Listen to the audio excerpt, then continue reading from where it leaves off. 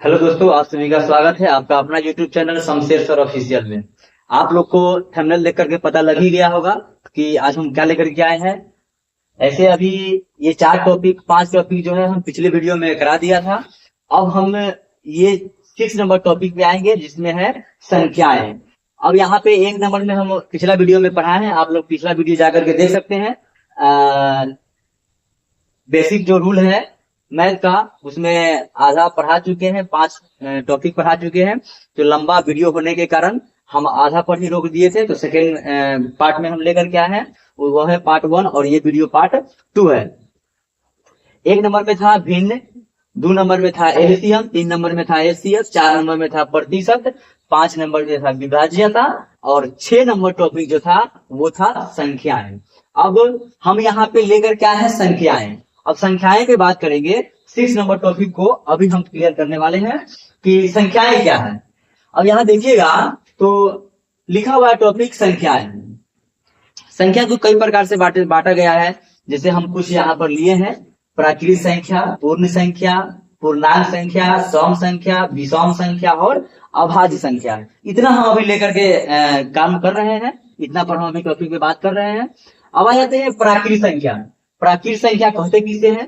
तो गिनती की सभी संख्या को प्राकृत संख्या कहते हैं। जैसे हम अगर कोई भी काउंटिंग अगर करना स्टार्ट करते हैं, कोई भी गिनती अगर गिनना स्टार्ट करते हैं तो 1 से स्टार्ट करते हैं, 1 2 3 4 इनफाइनाइट तक जा सकते हैं। तो उसी को हम लोग कहते हैं प्राकृत संख्या। 1 2 3 4 5 डॉट डॉट डॉट इन्फिनिटी।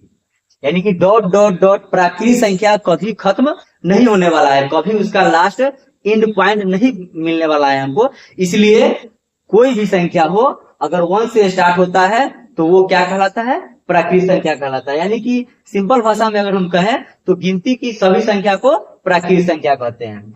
अब हम यहाँ पे आ जाते हैं, दूसरा मेरा है पूर्ण संख्या।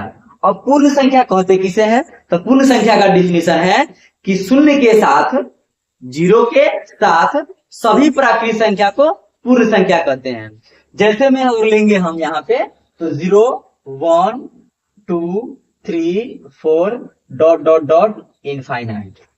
यानी कि प्राकृत संख्या को स्टार्ट करने से पहले अगर उसमें हम 0 लगा दे तो वो क्या कहलाएगा? पूर्ण संख्या कहलाएगा।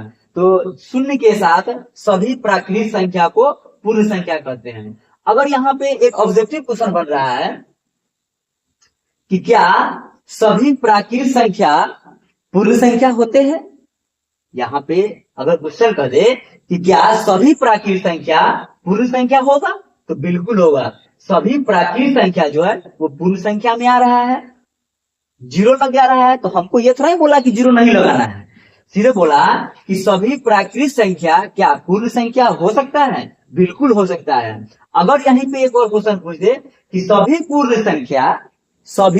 पूर्ण संख्या क्या प्राकृत संख्या हो सकता है? बिल्कुल नहीं हो सकता है, क्योंकि हम लोग पूर्ण संख्या को शून्य के साथ स्टार्ट करते हैं और प्राकृत संख्या को 1 से स्टार्ट करते हैं। तो यहाँ पे जो क्लियर होता है कि सभी प्राकृत संख्या जो है वो पूर्ण संख्या हो सकता है, लेकिन सभी पूर्ण संख्या प्राकृत संख्या नहीं हो सकता है। अब आ जाते हैं हम, 3rd नंबर जो मेरा पॉइंट है वो है पूर्णांक संख्या। पूर्णांक संख्या क्या होता है? ध्यान दीजिएगा, पूर्णांक संख्या की बात कर रहे हैं हम। अब यहाँ पे 0 ले लेते हैं, comma 1 2 3 dot dot dot infinite. इधर ले लेते हैं हम -1 -2 -3 -4 डॉट डॉट डॉट इनफाइनाइट। अब यहां देखेंगे कि पूर्णांक संख्या किसे कहते हैं।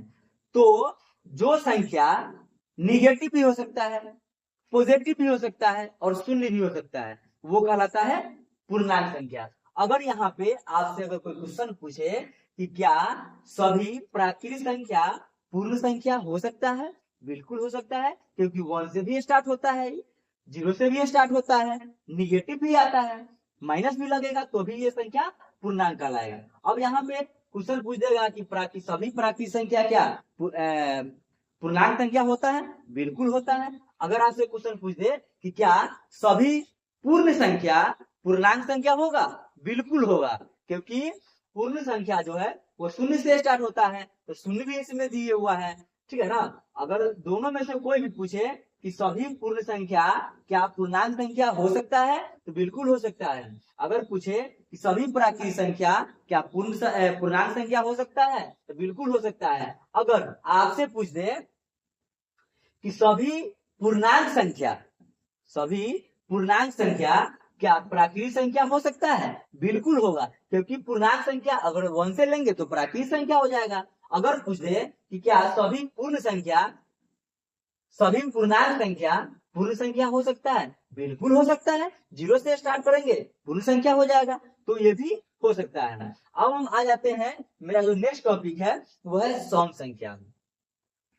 अब यहाँ सम संख्या किसे कहते हैं दोस्तों? सम संख्या वैसी संख्या जो 2 से पूरा पूरा विभाजित हो जाए, यानी कि 2 से पूरा पूरा कट जाए, उसे क्या कहते हैं हम लोग? सम संख्या कहते हैं। जैसे मिलेंगे 2, 4, 6, 8, 10, 12 डॉट डॉट डॉट इनफाइनाइट। यानी कि ये भी जो संख्या होगा वो सबसे छोटी, अगर आपसे पूछे कि सबसे छोटी सम संख्या क्या होगा, तो 2 हो जाएगा।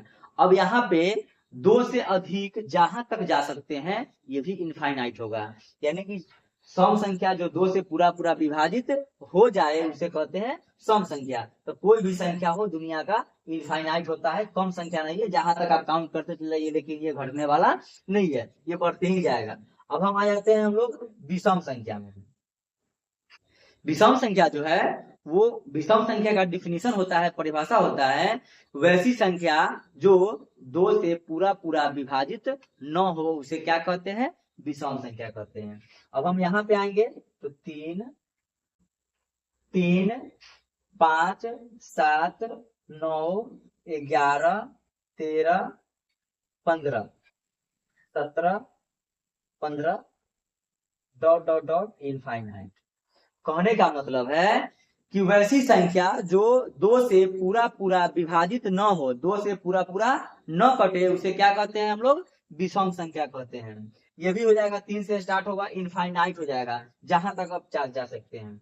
अब हम लोग आ जाते हैं अभाज्य संख्या। अभाज्य संख्या का डिफिनीशन कहता है, उसका परिभाषा कहता है कि वैसी संख्या जो एक और स्वयं से कटे, यानी कि वो खुद से कटेगा और नहीं तो एक से कटेगा, वो कहलाएगा अभाज्य संख्या।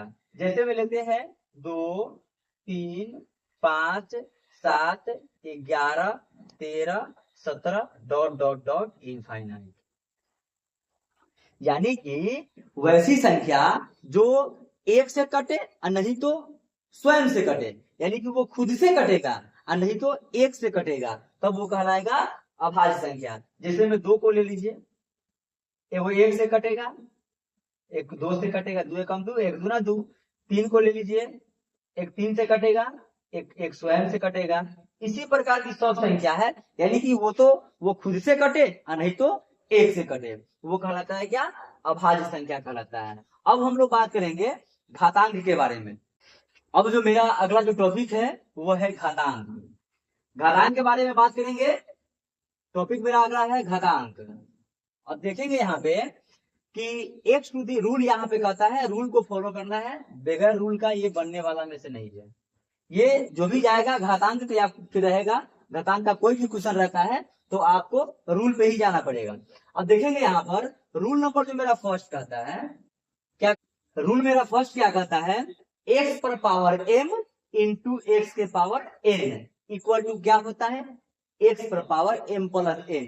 यानी कि जब भी मेरा बेस जब सेम रहे और पावर डिफरेंट रहे और गुना का चिन्ह रहे बीच में, तो उस स्थिति में क्या करते हैं? तो बेस को बेस रहने देते हैं और पावर से पावर को जोड़ देते हैं। यहाँ पर हम ले लेते हैं 2 के पावर 3 इंटू 2 के पावर 2, इस टाइप का क्वेश्चन ले लेते हैं हम।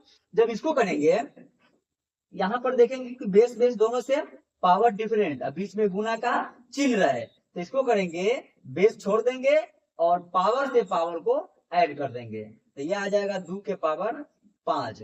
अब 2 के पावर 5 इतना पर भी छोड़ सकते हैं, नहीं तो 2 को 5 बार गुना करके भी लिख सकते हैं, 2 दूनी 4, 4 दूनी 8, 8 दूनी 16, 16 दूनी 32। आप 32 भी लिख सकते हैं। ये आपका हो जाएगा आंसर। आ जाते हैं सेकेंड नंबर रूल। ऐसा कोई भी क्वेश्चन रहे जैसे कि बेस में सेम रहे, पावर डिफरेंट रहे और बीच में गुना का चिन्ह रहे, तो उसको कुछ नहीं करना है, बेस को छोड़ देना है और पावर से पावर को जोड़ देना है, आपका करेक्ट आंसर आ जाएगा। आ जाते हैं second number rule. Second number जो रूल मेरा कहता है वो कहता है कि x पर power m whole power n, जब इस टाइप का अगर क्वेश्चन रहे तो क्या करते हैं हम कि x पर पावर m इंटू n, अगर यहाँ पर क्वेश्चन दे दे 3 के पावर 2 होल पावर 3, अगर इस टाइप के क्वेश्चन अगर आता है एग्जाम में आपको, इसको करना क्या है कि 3 अब पावर जो है गुना कर देना है। अब यहाँ पर 3 के पावर हो जाएगा 6। आप ऐसे भी बना सकते हैं, नहीं तो एक ऐसे ही बना सकते हैं। 3 का स्क्वायर है तो 3 का स्क्वायर करेंगे तो कितना आ जाएगा 9, 3 का स्क्वायर 9, अब पावर में 3, ऐसे भी कर सकते हैं। ठीक है, तो दोनों रूल आपका एकदम सही है, दोनों करेक्ट ही जाएगा, लेकिन बेस्ट है कि आप पावर से पावर को गुना कर दीजिए और बेस को छोड़ दीजिए, इतना आपको आ जाएगा आंसर। अब आ जाते हैं third number rule. Rule number third कहता है कि जब x के पावर m भागा x के पावर n रहेगा तो हम क्या करेंगे। तो कुछ नहीं करना है आपको, सिंपल सा जवाब है और सिंपल तरीका है कि बेस बेस सेम रहे, पावर डिफरेंट रहे और बीच में भाग का चिन्ह रहे, तो उसका पावर से पावर को क्या करते हैं, घटा देते हैं। अगर बेस बेस सेम रहे, पावर डिफरेंट रहे, बीच में गुना का चिन्ह रहे, तो उसको पावर से पावर को ऐड करते हैं और भाग का चिन्ह रहे तो पावर से पावर को घटा देते हैं। यहाँ पे करेंगे हम 2 के पावर 3 अब भागा 2 के पावर 1। अगर इस टाइप के क्वेश्चन अगर रहे, देखिए बेस बेस दोनों सेम है, पावर डिफरेंट है और बीच में भाग का चिन्ह है, तो इस स्थिति में करते क्या है, इसको हम 2 के पावर 3 अब -1, तो आ जाएगा 2 के पावर 2, इसको लिख सकते हैं हम 4, ये हो जाएगा आंसर। आ जाते हैं हम फोर्थ नंबर रूल। मेरा रूल जो चौथा है वो कहता है कि x के पावर 0 अगर कोई संख्या दे दे और उसके पावर में 0 दे दे तो उसका जो मान होता है कितना हो जाता है, 1 हो जाता है। जैसे में 3 के पावर अगर 0 है तो इसका आंसर आएगा 1। जैसे में अगर यहाँ पर 2 + 3 + 5 होल पावर इसके माथा पर, ध्यान दीजिए, होल पावर इसके माथा पर अगर 0 है तो इसका जो पूरा का जो आंसर आएगा वो कितना आएगा, 1 आएगा। ठीक है, अब हमारा जो रूल नंबर 5 है उस पे आ जाते हैं। रूल नंबर 5 जो कहता है वो है x के पावर -m, यानी कि अगर कोई संख्या दे दे 3, इसके पावर में अगर दे दे -1, कितना भी रहे माइनस में रहे, तो इसको क्या करते हैं, इसका नियम है कि 1/3 के पावर 1।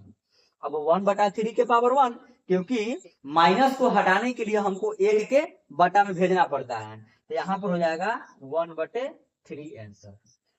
अगर इसी पर ले लेंगे हम कि 2 के पावर -2, तो इसका भी हो जाएगा 1/2 का स्क्वायर। माइनस को हटाए तो 1 के बटा में भेज दिए, सेम संख्या है, 2 के पावर -2 ही है, लेकिन इसको सिर्फ माइनस को हटाने के लिए 1 के बटा में भेज दिए 2 का स्क्वायर, आ जाएगा 1/4 आंसर। आ जाते हैं हम अब 6 नंबर रूल। रूल नंबर 6 यहाँ बना देते हैं।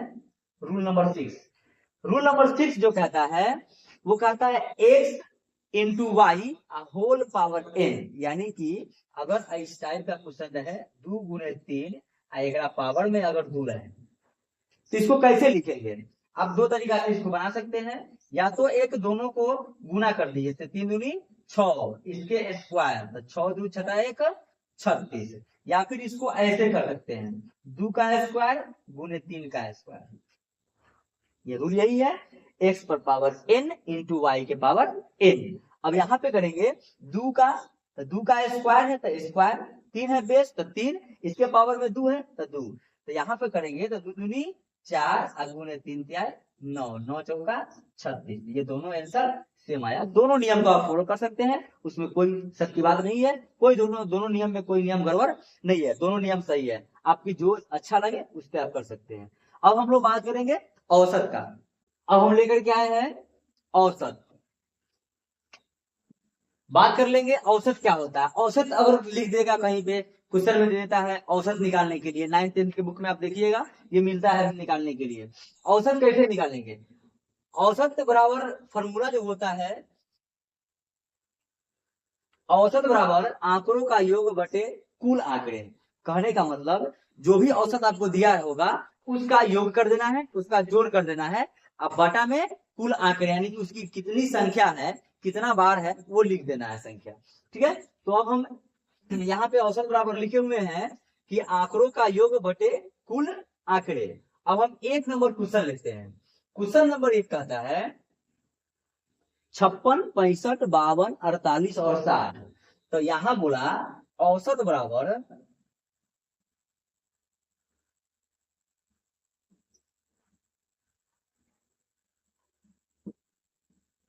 आंकड़ों का योग बटे कुल आंकड़े।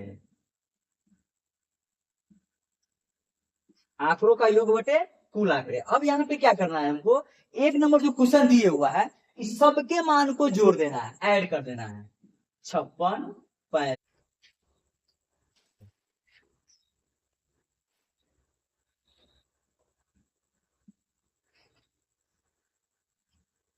यहाँ पे जोड़ेंगे 8 2 10 10 5 15 5 20 के 0 हासिल 2 6 2 8 4 12 5 17 17 6 23 23 5 28 280। अब बटा में 5, अब 5 से इसको काट लेंगे हम, 50 25 3 5 6 का 30, यानी कि जो मेरा औसत आ गया वो कितना आ गया, 56 आ गया। ठीक है, अब आ जाते हैं हम सेकेंड नंबर क्वेश्चन की ओर। सेकेंड नंबर जो क्वेश्चन दिया हुआ है 15 16 17 18 और 19। अब इसको क्या करना है, तो सेम डालेंगे फॉर्मूला हम, सबका योग आंकड़ों का योग, तो योग करेंगे 15 प्लस 16 प्लस 17 प्लस 18 प्लस 19 बटा, बटा कितना देंगे, तो गिनेंगे 1 2 3 4 5, जितना बार संख्या उतना बटा में देना है। 5 तो यहाँ 5 दे दिए। अब इसको करेंगे, जोड़ेंगे 9 8 17 17 7 24 24 6 30 और 5 35 के 5 हाथ में 3। अब यहाँ पर 2 3 2 5 1 6 1 7 1 8 85 बटा 5 17 बचे 85। तो आपका जो आंसर जो आ जाएगा वो कितना आ जाएगा, 17 आंसर। अब आप लोग का एक क्वेश्चन जो 12 13 15 18 ये जो क्वेश्चन है, ये क्वेश्चन को आप लोग बना करके और कमेंट बॉक्स में जरूर बताइए कि सर इसका कितना आंसर आ रहा है। ठीक है, एक क्वेश्चन आपके लिए छोड़ रहे हैं जो कि वो आपको बनाना है, और जो भी प्रॉब्लम होता है उसके लिए कमेंट जरूर कीजिए, कमेंट कीजिएगा। कमेंट, आपका कमेंट जो होता है कॉन्फिडेंस लाता है हमको कि हाँ कहाँ पे क्या प्रॉब्लम हुआ नहीं हुआ, और जहाँ पे अगर प्रॉब्लम लगेगा कि आपको यहाँ पर प्रॉब्लम है तो हमको कमेंट में बताइए, हम उसको फिर से इस पर वीडियो बनाएंगे और फिर से इसको लेकर। अब हम बात करने वाले हैं समीकरण का। अगला जो मेरा 9 नंबर टॉपिक है वो है समीकरण। अब देखेंगे कि समीकरण को हम लोग कैसे सॉल्व करते हैं, वो भी एकदम सरल तरीका से, आसान तरीका से, थोड़ा भी परेशानी नहीं होगा आपको। और समझ में अगर नहीं आएगा, क्वेश्चन क्वेश्चन बनाएंगे समझ में नहीं आएगा तो आप कमेंट में जरूर बताइए कि हाँ सर ये क्वेश्चन कैसे बनेगा, कैसे बताया है। ठीक है, चलिए आ जाते हैं हम फर्स्ट नंबर। मेरा जो फर्स्ट नंबर क्वेश्चन है वो है समीकरण का 8x minus 3 divide by 3x equal to 2। अब इसको क्या करना है हमको, बटा में 1 देना है। 1 देने के बाद हम लोग अच्छा से जानते हैं कि जब भी इक्वल टू में अगर कोई संख्या रहता है और बटा में रहता है तो उसको क्या करते हैं हम लोग, क्रॉस गुना यानी कि क्रॉस मल्टीप्लीकेशन करते हैं। इसी से इसमें गुना करते हैं, इसी से इसमें गुना करते हैं। अब यहाँ पे करेंगे 8x माइनस 3, क्योंकि 8 एकम 8, अब माइनस तो माइनस 3 एकम 3 इक्वल टू 3 दूनी 6x। अब यहाँ पे जिसका भी मान निकालना होता है उसका हम लोग क्या करते हैं, बाएं साइड में रखते हैं। अब ध्यान देंगे इसको बाएं साइड में रखेंगे, तो 8x यहाँ से खींचेंगे इसको, तो इक्वल टू के दाहिने साइड में अगर कोई संख्या प्लस में है और उसको बाएं साइड में लाना है तो माइनस में आएगा। अब -3 यहाँ पे बाएं साइड में माइनस में है तो उधर भेजेंगे तो प्लस का 3 हो जाएगा। 8 में से 6 घटेगा, 2x इक्वल टू 3, तो x इक्वल टू हो जाएगा 3/2। ये मेरा समीकरण का आंसर आ गया। आ जाते हैं second number question. Second number जो मेरा क्वेश्चन कहता है 9x बटा 7 - 6x इक्वल टू 15। इसको भी सेम काम करना है हमको। करना क्या है, क्रॉस मल्टीप्लीकेशन। अब क्रॉस मल्टीप्लीकेशन करने के बाद इसको जिसका भी मान निकालना है उसको बाया साइड रखेंगे। अब यहाँ पे करेंगे तो 9 से 1 में करेंगे तो 9x इक्वल टू 15 सत्ते 105 माइनस 15 छका 90 x है तो x लगा देंगे। अब यहाँ पे क्या करेंगे हम 9x।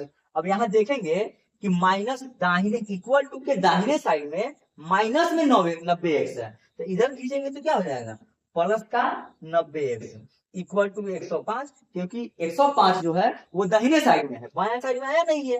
जब दाहिने में रखेंगे तो कोई प्लस माइनस में चेंजिंग नहीं करना है हमको। ये हो जाएगा 99x इक्वल टू 105 तो x इक्वल टू 105 बटे 99।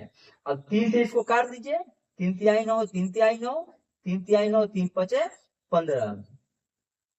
ये जो आ जाएगा x इक्वल टू 35 बटे 33 समीकरण का आंसर निकल करके आया।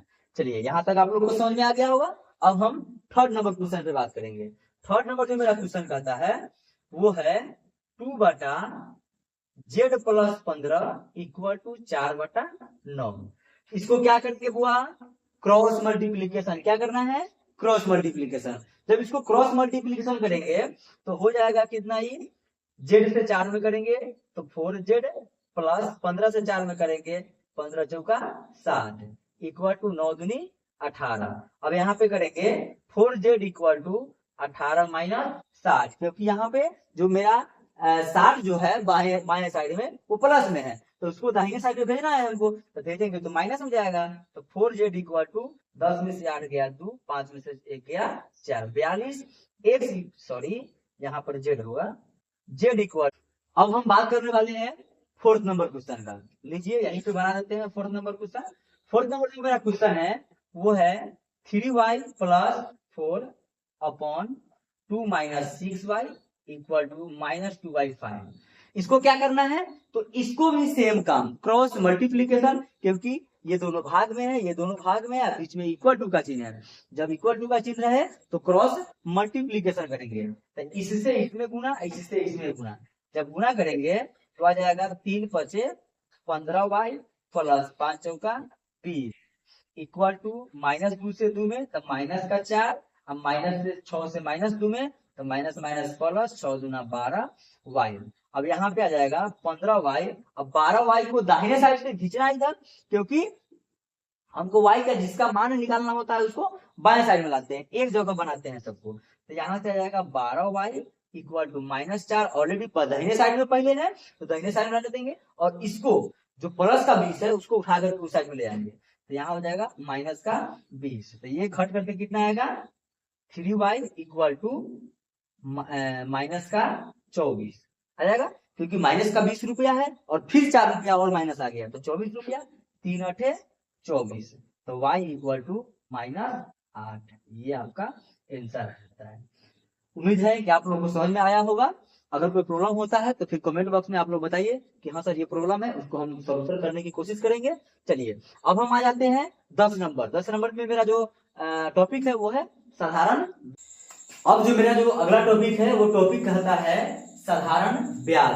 अब आ जाते हैं साधारण ब्याज में। साधारण ब्याज में क्वेश्चन लिखे हुए हम 600 रुपये का 2 सही 1/2 वर्ष में 4% वार्षिक ब्याज की दर से साधारण ब्याज क्या होगा।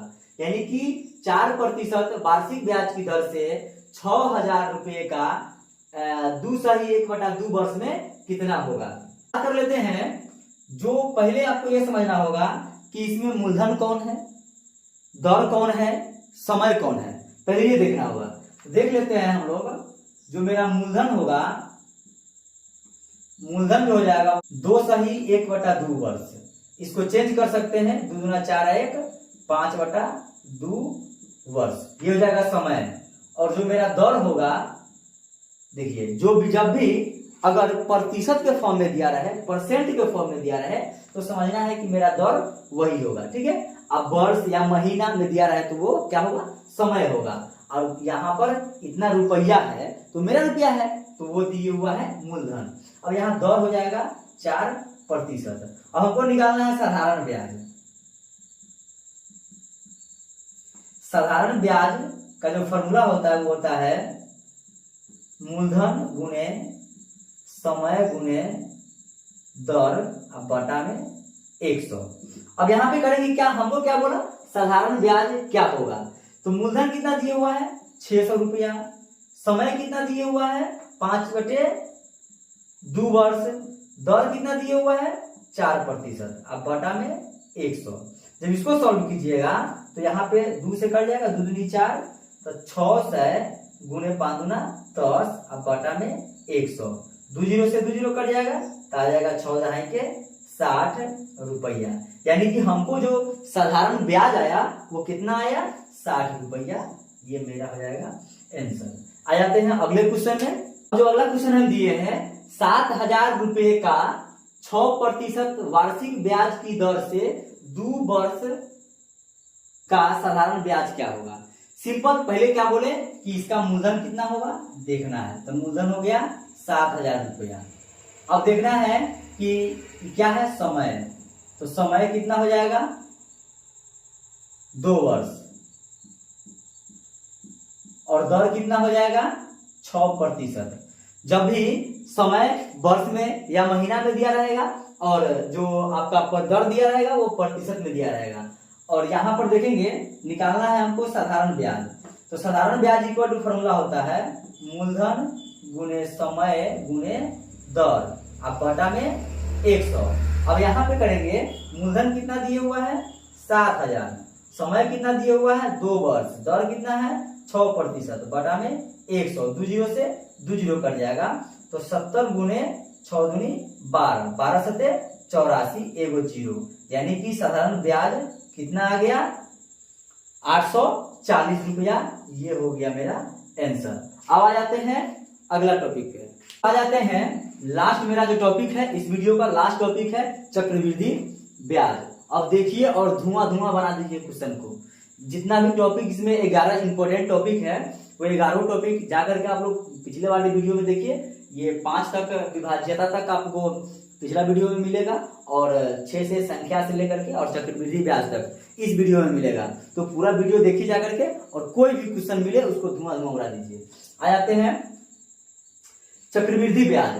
अब यहाँ पे चक्रवृद्धि ब्याज निकालना है हमको। 4,000 रुपए का 10% की दर से 3 वर्ष का चक्रवृद्धि ब्याज क्या होगा। कुछ यहाँ लिखे हुए हैं नोट्स में, जाकर इसको जरा देखिए। जैसे ए बराबर, यानी ए क्या होता है तो लिखा हुआ है CI जो होता है वो चक्रवृद्धि ब्याज होता है, और ए होता है मिश्रधन, P होता है मूलधन, R होता है दर, और N समय। ठीक है, देखेंगे कि CI बराबर क्या होता है तो चक्रवृद्धि ब्याज होता है। अब हमको निकालना क्या है तो चक्रवृद्धि ब्याज, यानी कि CI निकालना है। अब देखिए CI निकालिए या फिर आप A निकाल लीजिए, चक्रवृद्धि ब्याज तो निकालना ही है, तो मिश्रधन ही हुआ CI।